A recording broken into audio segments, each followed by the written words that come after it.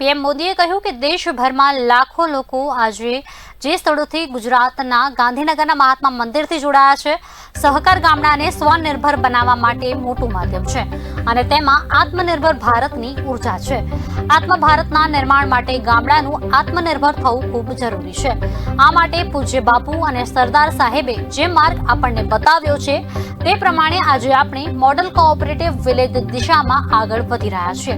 ગુજરાતમાંથી 6 ગામોની પસંદગી કરવામાં આવી છે, જ્યાં પૂરી રીતે કોઓપરેટિવ વ્યવસ્થા લાગુ કરવામાં આવશે।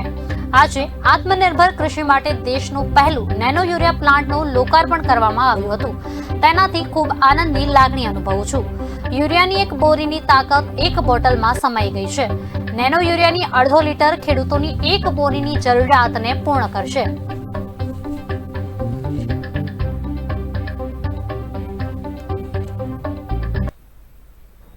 पूज्य बापू और सरदार साहब ने जो रास्ता हमें दिखाया, उसके अनुसार आज हम मॉडल कोऑपरेटिव विलेज उस दिशा में आगे बढ़ रहे हैं। गुजरात के ऐसे 6 गांव चिन्हित भी किए गए हैं, जहां पूरी तरह से कोऑपरेटिव व्यवस्थाएं लागू की जाएगी। साथियों, आज आत्मनिर्भर कृषि के लिए देश के पहले नैनो यूरिया प्लांट का लोकार्पण करते हुए भी मैं सच्चे हृदय से बताता हूं कि मैं एक विशेष आनंद की अनुभूति करता हूं। एक बोरी उसकी जितनी ताकत है, यानी यूरिया की बोरी की ताकत एक बोतल में समा गई है। यानी नैनो यूरिया की आधा लीटर बोतल किसान की एक बोरी यूरिया की जरूरत को पूरा करेगी। कितना खर्चा कम हो जाएगा ट्रांसपोर्टेशन का, बाकी सब चीजों का।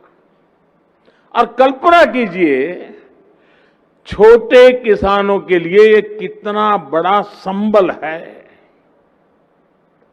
साथियों, ये जो आधुनिक प्लांट कलोल में लगा है, इसकी कैपेसिटी अभी 1.5 लाख बोतल के उत्पादन की है,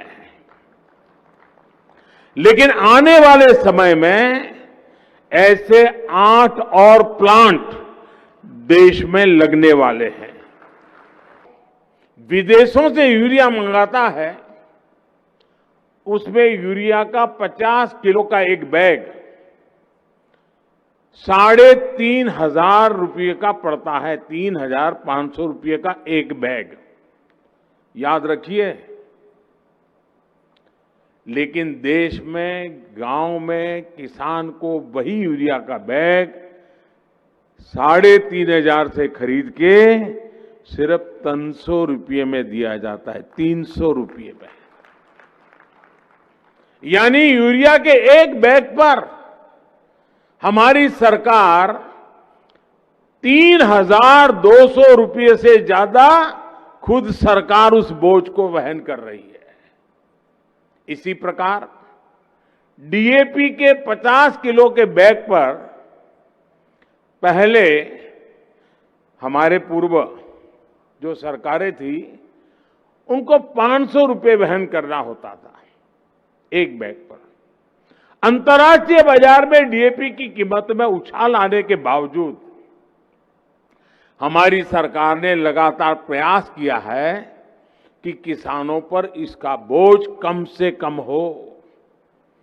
अब हमारी सरकार डीएपी के 50 किलो के बैग पर 2,500 रुपये, 2,500 रुपये खुद सरकार बोझ वहन कर रही है।